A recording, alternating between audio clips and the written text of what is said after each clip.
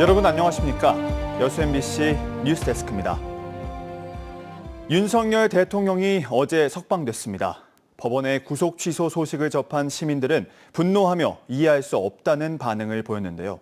김단비 기자입니다. 내란 우두머리 혐의로 구속된 윤석열 대통령이 체포된 지 52일 만에 석방됐습니다. 시민들은 믿을 수도 이해할 수도 없다는 반응입니다. 나왔다고 좋다고 춤추고 난린디 어쩌라고 이제 국민들은. 나가 생각했을 때는 그게 잘못된 거라고 생각을 해. 그 선고할 때까지 그래도 석방을 하면 안 된다고 생각하는데 좀 많이 나라가 혼란스러운 것 같습니다. 시민들은 석방은 됐지만 구속 취소 결정이 탄핵 심판과 형사재판에 절대 영향을 끼쳐서는 안 된다고 말합니다. 잘못된 계엄령 선포로 국민들에게 혼란을 준 만큼 책임을 엄중히 물어야 한다는 겁니다. 또 윤 대통령 석방으로 사회적 갈등과 분열이 더 심화되는 것 아니냐는 우려도 나왔습니다. 경제력이 많이 줄고 있는데 왜 탄핵을 반대하는지, 탄핵 반대 집회를 하는지. 조속한 탄핵 심판 결정만이 지금의 위기와 혼란을 끝낼 방법이라는 것에는 이견이 없었습니다. 너무너무 겁나면 혼란스럽고 좀 빨리빨리 대통령 선거를 해갖고 좀 대통령 뽑아져갖고 안정됐으면 좋겠어요. 김영록 전남지사는 자신의 SNS에 윤석열 석방에 대해 법기술이 낳은 불상사라고 비판하며 탄핵 인용만이 나라를 구하는 길이라고 밝혔습니다. MBC 뉴스 김단비입니다. 윤석열 대통령 구속 취소를 반대하는 성명서를 낸 5월 단체들에게 국가보훈부가 압박성 공문을 보내 논란이 일고 있습니다. 5.18 공법 3단체 등에 따르면 국가보훈부는 5월 단체가 윤 대통령 구속 취소 반대 성명서를 발표하자 지난 7일 밤 정치적 중립을 준수하라는 공문을 보냈습니다. 5.18 단체 관계자들은 내란죄 혐의를 받는 대통령의 구속 취소를 비판한 것이 정치적 중립 의무 위반인 것인가라고 반문하며 탄핵 선고를 앞두고 5월 단체들을 위축시키려는 시도로밖에 보이지 않는다고 반발했습니다. 윤석열 대통령 탄핵 심판 선고일에 광주, 전남경찰도 인력을 총동원해 돌발 상황에 대비합니다. 광주경찰청은 가포 비상 발령이나 이에 준하는 비상 근무를 실시할 예정으로 전남경찰청도 비슷한 수준의 비상 대비를 준비 중인 것으로 전해졌습니다. 헌법재판소의 선고일은 이달 중순으로 예상되는 가운데 현재 광주와 전남에서 탄핵 찬반 단체 간 충돌이 우려되는 집회는 아직 예정되지 않았습니다. 컨테이너 선들의 대형화 추세 속에 국내 항만마다 안정적인 수심 확보에 비상이 걸렸습니다. 광양항도 자동차 수출입이 늘면서 컨테이너 선 대형화에 따른 수심 확보가 중요 관건이 되고 있는데요. 김주희 기자가 보도합니다.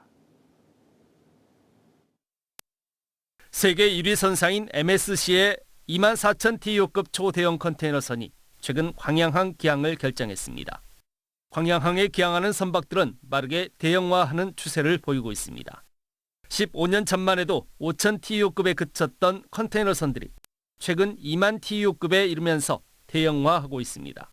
여수광양 항만공사는 대형 컨테이너 선들의 안정적인 입출항을 위한 수심 확보에 비상이 걸렸습니다. 광양항의 수심을 16m 이상으로 확보해야 하는데 현재 평균 수심이 15m에 그치고 있는 겁니다. 공사 측은 500억 원의 긴급 사업비를 투입해 우선 광양항 안벽의 수심부터 16m까지 확보하기로 했습니다. 올해 말 안에 실시 설계 용역 등 행정적 절차들을 모두 마무리하고 본격적인 준설 사업에 착수할 계획입니다. 설계를 진행 중이다 보니까 명확하게 말씀 좀 드리긴 하지만 저희가 2025년도 올해부터 공사 발주를 진행을 한다 그러면은 2026년, 2027년까지는 사업을 지금 완료를 하려고 생각을 하고 있고요. 공사는 함께 중장기 계획을 수립하고 해양수산부의 항만 기본 계획에 반영시켜 오는 2040년까지 3단계에 걸쳐 광양항 항로 전반 수심을 18m까지 확보하는 준설 사업에 나설 계획입니다. 중장기적으로는 2035년, 늦어도 2040년까지는 기존의 16m의 수심을 18m로 증심하는 그런 계획을 가지고 현재 지금 해양수산부와 협의를 하고 있습니다. 인천항 등 국내 다른 항만들과 비교해 비교적 안정적인 수심을 확보하고 있다는 평가를 받아왔던 광양항.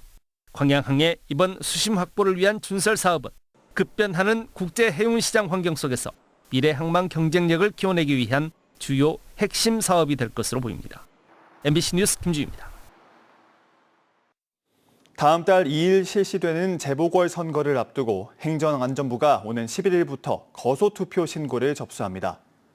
거소투표는 직접 투표소 방문이 어려운 유권자가 우편으로 투표할 수 있는 제도로 거소투표를 하려는 사람은 신고서를 작성해 시군청이나 읍면동 주민센터로 접수하면 됩니다. 이번 재보궐선거는 기초의원을 뽑는 광양시 다와 고흥군 나를 비롯해 총 23곳에서 실시됩니다.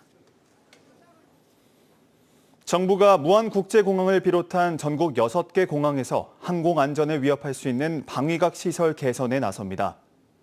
국토교통부와 한국공항공사는 오는 17일까지 무안과 여수, 김해, 광주 등 6개 공항의 방위각 시설 개선을 위한 실시 설계 입찰 공고를 시행합니다. 낙찰자가 확정되면 이달 말부터 설계에 착수하고 설계가 끝난 공항부터 공사를 시작해 연말까지 개선을 마무리할 계획입니다. 국토부는 지난 1월 전국 공항 특별안전점검을 통해 모두 7개 공항에서 방위각 시설 개선이 필요한 것으로 판단했습니다. 이번 주말 낮 기온이 10도 이상으로 오르며 일교차가 크게 벌어졌는데요. 당분간 낮과 밤의 기온차가 크겠습니다. 내일 최저 기온은 2에서 5도, 낮 최고 기온은 최고 14도까지 오르겠습니다. 파도는 남해서부 앞바다에서 최고 1.5m, 먼 바다에서 2.5m로 일겠습니다. 화요일에는 전남 남부 지역에 비 소식이 있습니다. 늦은 새벽부터 아침 사이 5mm 미만의 비가 내리겠습니다.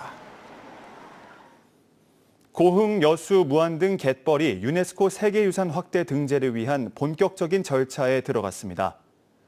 국가유산청은 전남 고흥과 여수, 무안과 충남 서산이 포함된 한국의 갯벌 2단계의 세계유산 등재 신청서가 유네스코 세계유산센터의 완성도 검사를 통과했다고 밝혔습니다. 이에 따라 한국의 갯벌 2단계는 내년 상반기까지 국제자연보전연맹의 서류 심사와 현장 실사 등의 절차를 거치게 됩니다.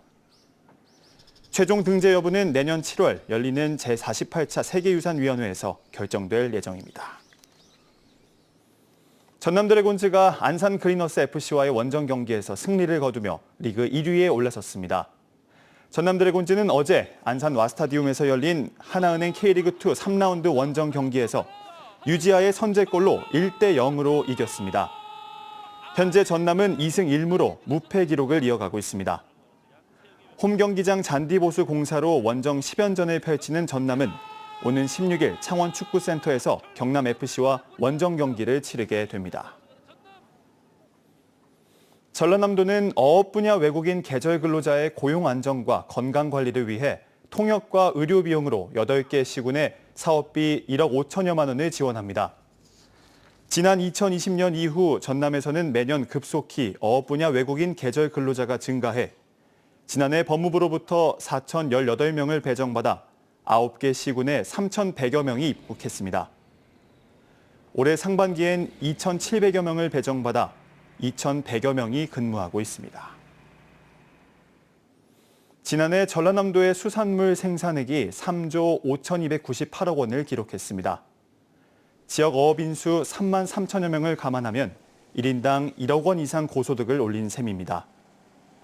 전남도는 생산량은 줄고 생산액은 증가했다며 이는 김 수출 증가에 따른 물김 산지 가격 상승과 참조기 등 일부 고가 어종의 어획량이 늘었기 때문으로 분석했습니다. 품종별 생산 실적을 보면 김은 전년보다 4,400억 원 이상 오른 9,500억 원을 기록했고 전복의 경우 500억 원 가까이 감소했습니다.